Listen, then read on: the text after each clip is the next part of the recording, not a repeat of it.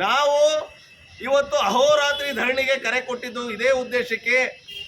ಸಾರ್ವಜನಿಕರು ನಮಗೆ ನಿಜವಾಗಿಯೂ ಕೂಡ ಮಾನವೀಯತೆ ಇದ್ದರೆ, ನಮಗೆ ಮನುಷ್ಯತ್ವ ಇದ್ದರೆ, ನಮಗಾಗಿ ಇಡೀ ರಾಜ್ಯದ ಜನರಿಗಾಗಿ ಭೂಮಿ ತ್ಯಾಗ ಮಾಡಿ ಸರ್ಕಾರ ತೋರಿಸಿರ್ತಕ್ಕಂಥ ಭೂಮಿಲಿ ಅವರು ಇಷ್ಟು ವರ್ಷ ಬದುಕಟ್ಕೊಂಡು ಒಂದಲ್ಲ ಎರಡೆರಡು ಬಾರಿ ಮುಳುಗಡೆ ಆಗಿದ್ದಾರೆ. ಅವರು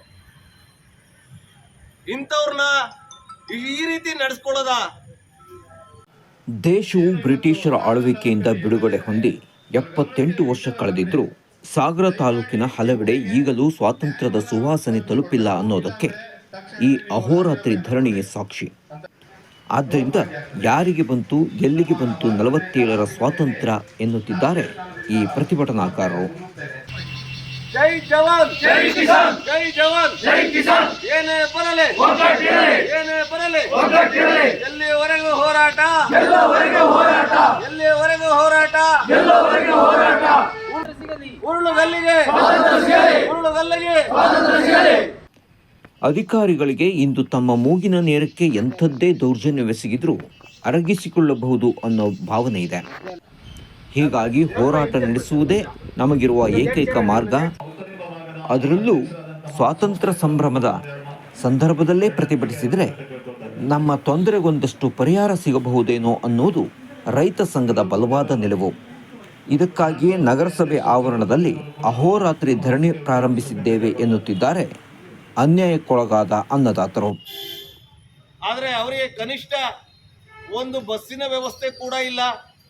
ಅವರು ಇವಾಗಲೂ ಕೂಡ ಆರೋಗ್ಯ ಸಮಸ್ಯೆ ಬಂದರೆ ಮಹಿಳೆಯರ, ವೃದ್ಧರು, ಬಾಣಂತಿಯರು, ವಸುರಿಯರು ಅವರಿಗೆ ಚಿಕಿತ್ಸೆ ಕೊಡಿಸ್ಲಿಕ್ಕೆ ಊಟ ದೊಣ್ಣೆ ಕಟ್ಕೊಂಡು, ಜೋಳಿಗೆ ಕಟ್ಕೊಂಡು ಅದರಲ್ಲಿ ತರ್ತಕ್ಕಂಥ ನಿಕೃಷ್ಟವಾದ ಪರಿಸ್ಥಿತಿ ಇನ್ನೂ ಇದೆ. ನಾವು ಸ್ವಾತಂತ್ರ್ಯ ಬಂದಿದೆ ಅಂತ ಹೇಗೆ ಸಂಭ್ರಮ ಪಡೋದು? 6.5 ದಶಕದ ಹಿಂದೆ ನಾಡಿನ ಜಲವಿದ್ಯುತ್ ಯೋಜನೆಗಾಗಿ ಸ್ವಂತ ಭೂಮಿ ಕೊಟ್ಟ ಸಾಗರ ತಾಲೂಕಿನ ಉರುಳುಗಲ್ಲು, ಚೀಕನಹಳ್ಳಿ, ಮುಂಡವಾಳ, ಹೆಬ್ಬನಕೆರೆ, ಸಾಲುಗೋಡು, ಕಾನೂರು ಸೇರಿದಂತೆ ಹಲವು ಗ್ರಾಮದ ರೈತರು ಈಗಲೂ ಕನಿಷ್ಠ ಮೂಲ ಸೌಕರ್ಯಗಳಿಲ್ಲದ ಸ್ಥಿತಿಯಲ್ಲಿದ್ದಾರೆ. ಲಿಂಗನ್ಮಕ್ಕಿ ಜಲಾಶಯದಲ್ಲಿ ಭೂಮಿ ಕಳೆದುಕೊಂಡ ಜನರಿಗೆ ಸೂಕ್ತ ನೆಲೆ ಕಲ್ಪಿಸಲಿಲ್ಲ. ಅವರ ಮಕ್ಕಳಿಗೆ ಓದಲು ಶಾಲೆ, ಓಡಾಡಲು ಗುಣಮಟ್ಟದ ರಸ್ತೆ, ವಿದ್ಯುತ್, ಆರೋಗ್ಯ ಸೌಲಭ್ಯ ಮೊದಲಾದವನ್ನ ಇಂದಿಗೂ ಕೊಡಲು ನಮ್ಮ ಸರ್ಕಾರಗಳಿಗೆ ಆಗಿಲ್ಲ. ಅವರೆಲ್ಲ ಈಗಲೂ ಒಂದರ್ಥದಲ್ಲಿ ಕಾಡು ಪ್ರಾಣಿಗಳಂತೆ ಬದುಕುತ್ತಿದ್ದಾರೆ ಎಂದು ರೈತ ಮುಖಂಡರು ಆಕ್ರೋಶ ವ್ಯಕ್ತಪಡಿಸಿದರು. ಭಾರತದಲ್ಲಿ ಬಡ ರೈತರ ವಿಚಾರದಲ್ಲಿ ಇಂಥ ತಾರತಮ್ಯ ಬೇಕೆ? ಅವರಿಗೂ ಈ ನೆಲದಲ್ಲಿ ಬದುಕಲು ಸಮಾನ ಹಕ್ಕಿಲ್ವೇ? ನಾವು ಹುಟ್ಟಿದ ನೆಲದಲ್ಲೇ ನಮ್ಮ ಮುಂದಿನ ಪೀಳಿಗೆಯನ್ನು ಬೆಳೆಸಬೇಕಿದ್ದರೆ ಏನು ಮಾಡಬೇಕು ಅನ್ನೋದೇ ತಿಳಿಯದೆ ಗೊಂದಲದಲ್ಲಿರೋ 10ಕ್ಕೂ ಹೆಚ್ಚು ಗ್ರಾಮದವರಿಗೆ ಜನಪ್ರತಿನಿಧಿಗಳೂ ಸಹಕಾರ ನೀಡುತ್ತಿಲ್ಲ. ರಸ್ತೆ ಅಗಲೀಕರಣಕ್ಕೆ ಅರಣ್ಯ ಇಲಾಖೆ ಅನುಮತಿ ಪಡೆಯೋಕೆ ಎಷ್ಟು ಶತಮಾನ ಬೇಕು? ಅವರೂ ಇದೇ ದೇಶದವರೇ ಅಲ್ವೇ? ಈ ಪ್ರದೇಶದ 2 ಅಂಕಿಯಲ್ಲಿರೋ ಕುಟುಂಬಗಳಿಗೆ ಸರ್ಕಾರದಿಂದಲೂ ಪರಿಹಾರ ಸಿಗುತ್ತಿಲ್ಲ ಅನ್ನೋದು ಬೇಸರದ ಸಂಗತಿ. ಆದರೆ ಏನಾಗಿದೆ ಅಂದರೆ, ಎಸ್ಪೆಷಲಿ ನನಗನ್ಸೋದು, ವೈಯಕ್ತಿಕ ಅಭಿಪ್ರಾಯ ಹೇಳಬೇಕು ಅಂತಂದರೆ, ಅಲ್ಲಿರೋದು ಒಂದು 25-36 ಮನೆ, 47-50 ಜನ ಕುಟುಂಬ ಎಲ್ಲ ಸೇರಿದ್ರು ಒಂದು 100-120 ಜನ ಹೋಗ್ತಾರೆ. 120 ಜನಕ್ಕೆ 10 ಕೋಟಿ ಖರ್ಚು ಮಾಡಬೇಕಾ? Major question by any politician, ಒಬ್ಬ MLA ಆದವರಿಗೆ ಅಥವಾ ಜನಪ್ರತಿನಿಧಿಗಳಿಗೆ ಅಥವಾ ಆ ಮೆಸ್ಕೋವಿನ ಅಧಿಕಾರಿಗಳಿಗೆ. ಈ ಕುಟುಂಬಗಳಿಗೆ ಒಂದಷ್ಟು ಅನುಕೂಲವಾಗುವಂಥ ಯೋಜನೆಯ DPR 2022ರಲ್ಲಿ ಸಿದ್ಧವಾಗಿತ್ತು. 3 ವರ್ಷ ಕಳೆಯುತ್ತಾ ಬಂದರೂ ಕಡತ ಮಾತ್ರ ವಿಧಾನಸೌಧದ 3ನೇ ಮಹಡಿಯ ಯಾವುದೋ ಕೊಠಡಿಯ ಕಪಾಟಿನಿಂದ ಹೊರಬಂದಂತಿಲ್ಲ. ಹಾಗಾಗಿ ರೈತ ಸಂಘ ಹಾಗೂ ಹಸಿರು ಸೇನೆಯ 100 ಕಾರ್ಯಕರ್ತರ ಧ್ವನಿ ನಮಗೂ ಸ್ವಾತಂತ್ರ್ಯ ಕೊಡಿ ಎನ್ನುವುದು. ಶಾಂತಿ ಮಂತ್ರ ಪಠಿಸಿ ಚರಕ ಹಿಡಿದು ನೂಲು ತೆಗೆದೇ ದೇಶಕ್ಕೆ ಸ್ವಾತಂತ್ರ್ಯ ಕೊಡಿಸಿದ ಗಾಂಧಿ ತಾತನ ಪ್ರತಿಮೆ ಎದುರು ಅಹೋರಾತ್ರಿ ಧರಣಿ ಮಾಡುತ್ತಿದ್ದಾರೆ. ನ್ಯೂಸ್ ಬ್ಯೂರೋ, ಸುದ್ದಿ ಸಿಂಹಾದ್ರಿ.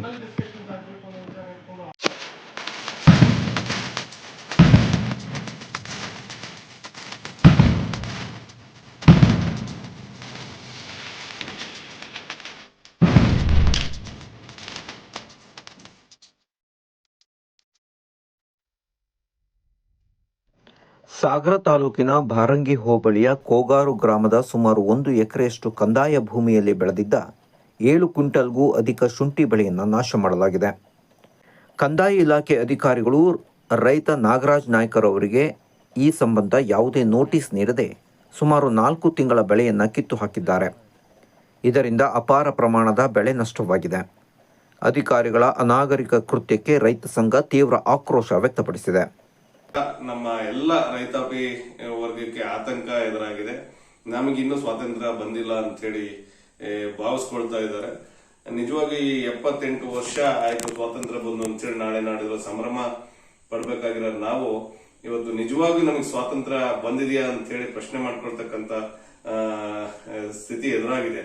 ನಿಜವಾಗಿಯೂ ಸಾಗರದಲ್ಲಿ ದಿನೇ ದಿನೇ ಈ ಪ್ರಕರಣಗಳು ಅಂದ್ರೆ ಅಧಿಕಾರಿಗಳು ರೈತರ ಮೇಲೆ ದಬ್ಬಾಳಿಕೆ ನಡೆಸ್ತಾ ಇರ್ತಕ್ಕಂಥದ್ದು ಎಲ್ಲೋ ಒಂದ್ ಕಡೆಗೆ ಬ್ರಿಟಿಷರಿಗಿಂತ ನಿಕೃಷ್ಟವಾಗಿ ನಮ್ಮನ್ನು ನಡೆಸ್ಕೊಳ್ತಾ ಇದ್ದಾರೆ. ನಿಜವಾಗಿ ಇವ್ರಿಗಿಂತ ಸಾಗರ ತಾಲೂಕಿನಲ್ಲಿ ನಡೀತಾ ಇರ್ತಕ್ಕಂಥ ಆಡಳಿತಕ್ಕಿಂತ ಬ್ರಿಟಿಷ್ ಆಡಳಿತವೇ ಪರವಾಗಿರ್ಲಿಲ್ವೇನೋ ಅಂತ ಹೇಳಿ ನಾವು ಭಾವಿಸ್ಕೊಳ್ತಾ ಇದೀವಿ.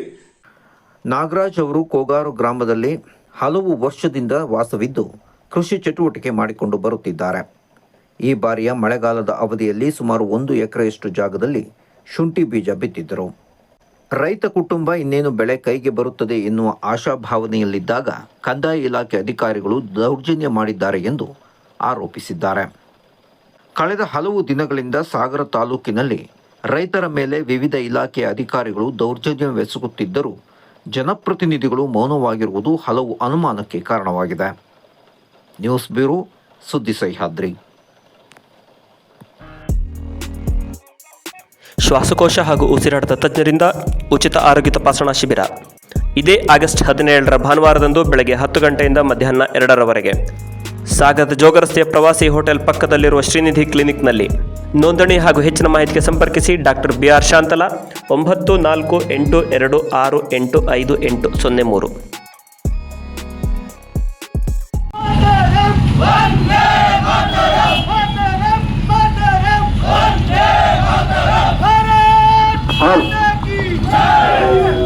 ಬಿಜೆಪಿ ಸಾಗರ ಮಂಡಲದ ಯುವ ಮೋರ್ಚಾ ವತಿಯಿಂದ ಹರ್ ಘರ್ ತಿರಂಗಾ ಅಭಿಯಾನದ ಅಂಗವಾಗಿ ಬೈಕ್ ರ್ಯಾಲಿ ನಡೆಯಿತು.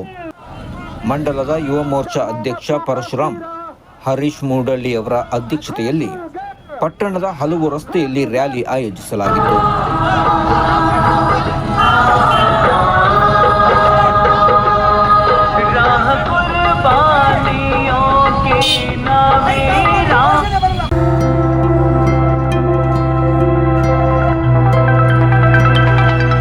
ನಮ್ಮದೇ ಫ್ಯಾಕ್ಟರಿಯಲ್ಲಿ ತಯಾರಾಗುತ್ತೆ ಗುಣಮಟ್ಟದ ಬಟ್ಟೆ.